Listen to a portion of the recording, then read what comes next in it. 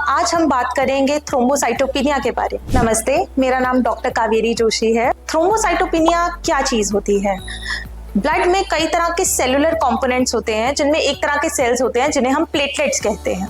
Platelets blood का वो हिस्सा है जो ब्लड क्लॉटिंग के लिए काम आता है। नॉर्मल इंसान में 1.5 लाख से 4.5 लाख पर लीटर प्लेटलेट्स पाए जाते हैं, और जब ये प्लेटलेट्स का नंबर 1.5 लाख से कम हो जाता है तो उस मेडिकल कंडीशन को हम थ्रोम्बोसाइटोपिनिया कहते हैं। थ्रोम्बोसाइटोपिनिया जो है, इसको डेवलप होने के इसके कई कारण हैं, एंड मोस्ट ऑफ देम जो है they are not very dangerous to life. Thrombocytopenia develop हो सकता है in some very rare cases because of B12 deficiency. Thrombocytopenia develop हो सकता है बिकॉज प्लेटलेट्स बन तो पा रहे हैं, यानी कि बोन मैरो में से प्लेटलेट की जो फैक्ट्री है बोन मैरो शरीर में, वहां से प्लेटलेट्स निकल तो रहे हैं, लेकिन जैसे ही वो बाहर आ रहे हैं वो टूटते जा रहे हैं। इसका कारण हो सकता है कुछ ऑटो इम्यून कंडीशंस जैसे कि इम्यून थ्रोम्बोसाइटोपिनिया, कुछ डिजीजेस जैसे कि वायरल इलनेसेस जैसे कि डेंगू, बैक्टीरियल इन्फेक्शन किसी में बहुत ज्यादा है, या फिर लिवर की कोई प्रॉब्लम है, स्प्लीन यानी कि तिली का साइज जो है वो बहुत बड़ा हुआ है।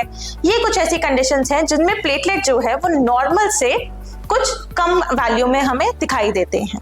प्लेटलेट्स बनते हैं बोन मैरो में, और 1/3 ऑफ द प्लेटलेट्स जो हैं वो स्टोर होते हैं स्प्लीन यानी कि तिली में। तिली का साइज बहुत बड़ा हो जाता है कई कंडीशंस में, तो प्लेटलेट्स जो हैं वो जरूरत से ज्यादा तिली में स्टोर होते हैं, और हमें शरीर में जब हम सैंपल देते हैं, काउंट करते हैं, तो प्लेटलेट्स हमें कम नजर आते हैं। इसके अलावा कुछ ऐसी कंडीशंस हैं जिनमें प्लेटलेट का साइज जो है वो नॉर्मल से कुछ बड़ा हो जाता है, जिन्हें हम जायंट प्लेटलेट्स बोलते हैं। जनरली ब्लड लैब्स जो ब्लड सैंपल्स हैं, लेबोरेटरीज उन्हें मशीन्स में डालकर वैल्यूज देती हैं, और जो मशीन है वो जायंट प्लेटलेट को आइडेंटिफाई नहीं कर पाता, जिसके कारण कि एक लैब आर्टिफैक्ट की फॉर्म में हमें दिखाई देता है कि प्लेटलेट्स जो है वो कम है। किसी लैब से टेस्ट करवाया तो प्लेटलेट्स आ गए जी 25,000। दूसरी लैब में मैनुअल प्लेटलेट काउंट जब करवाया तो प्लेटलेट का नंबर था 90,000। ये एक लैब आर्टिफैक्ट का एग्जाम्पल है। इसके अलावा कुछ कैंसर्स हैं जिनमें प्लेटलेट कम हो सकते हैं। कैंसर ट्रीटमेंट के दौरान, यानी कि जब कीमोथेरेपी जाती है या रेडिएशन थेरेपी चल रही होती है मरीज की, तो प्लेटलेट्स कम हो सकते हैं।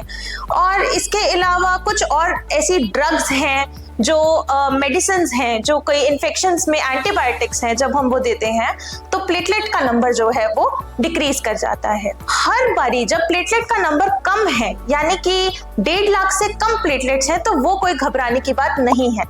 घबराने की बात इसलिए नहीं है कि शरीर जो है, जब तक 30,000 से ऊपर प्लेटलेट काउंट रहता है तो शरीर जो है वो बिल्कुल नॉर्मल फंक्शन करता है। प्लेटलेट जो है वो बिल्कुल नॉर्मल फंक्शन करते हैं।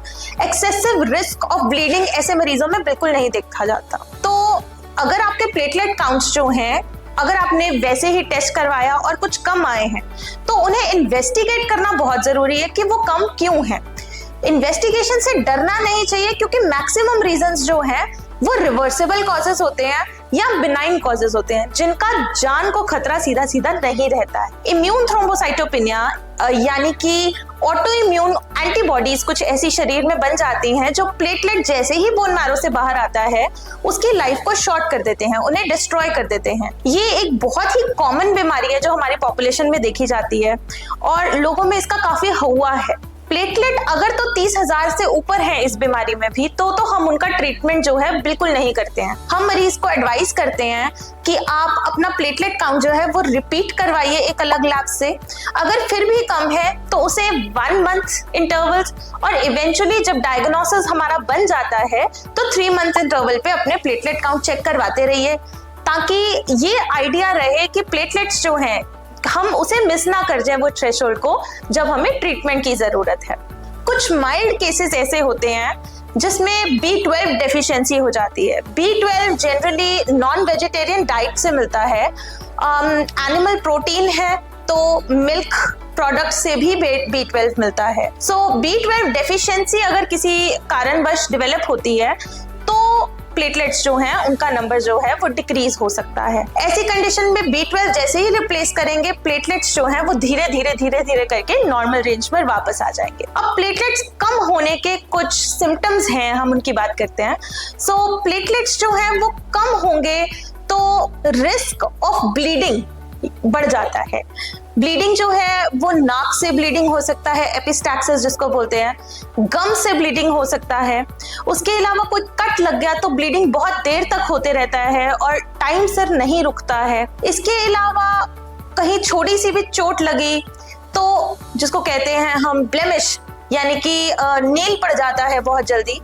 ऐसी कंडीशंस जो है ये कुछ इंडिकेशंस हो सकती हैं कि प्लेटलेट काउंट्स जो हैं वो कुछ कम है या प्लेटलेट्स जो हैं वो नॉर्मल फंक्शन नहीं कर रहे हैं। ऐसी अगर आपको कोई भी सिम्टम नजर आता है तो अपने हेल्थ केयर प्रोवाइडर से जल्दी मिलें, अपना एक सिंपल सा सीबीसी टेस्ट करवाएं जिससे हम आइडेंटिफाई कर सकें कि कहीं हमारे शरीर में प्लेटलेट्स की कमी तो नहीं है। प्लेटलेट्स इम्यून थ्रोम्बोसाइटोपिनिया जैसी जब बीमारी हो जाती है तो इसमें रेगुलर मॉनिटरिंग बहुत इंपॉर्टेंट है।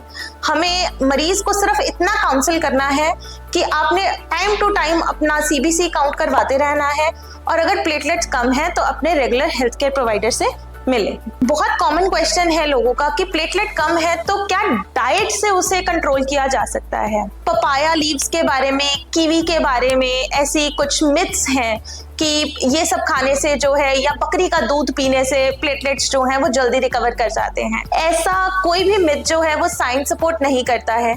प्लेटलेट्स जो हैं दे आर ऑर्गेनिकली मेड। सिर्फ B12 वो भी अगर डेफिशिएंसी है तो उसकी सप्लीमेंटेशन जो है वो प्लेटलेट रिकवरी में हेल्प करती है। इसके अलावा अगर कोई लिवर डिजीज है या इन्फेक्शन है जिसके कारण प्लेटलेट कम हो गए हैं तो जैसे जैसे इन्फेक्शन ठीक होता जाएगा प्लेटलेट्स का नंबर वैसे वैसे धीरे धीरे करके बिल्कुल नॉर्मल आ जाएगा।